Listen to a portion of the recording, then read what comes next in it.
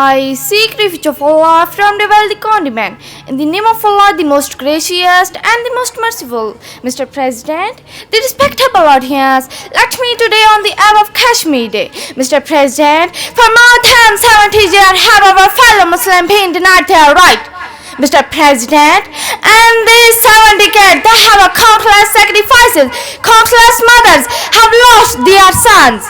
My honored Kashmiris have done what they could, but the history brings to light the question, oh Pakistanis, what have you done for your fellow Kashmiris? They suffered for long just because in their demand for annexation of Pakistani. What have you given in return? My message and earnest appeal to Muslim leadership in Kashmir is organize your people educationally, socially, economically, politically, and set your hand on constructive nation building program. This day should not merely be the commemorative day. It should be the day of allegiance, the day of pledging allegiance to the cause. Kashmir will never be sovereign.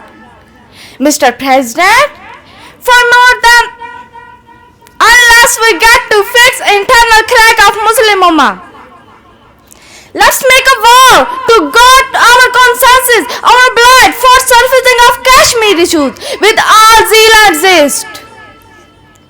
As far as our first rights and we oppressed beneath our feet will have this earth shiver shaken heat, and hands of roar will be struck, crackling lightning and thunder roar.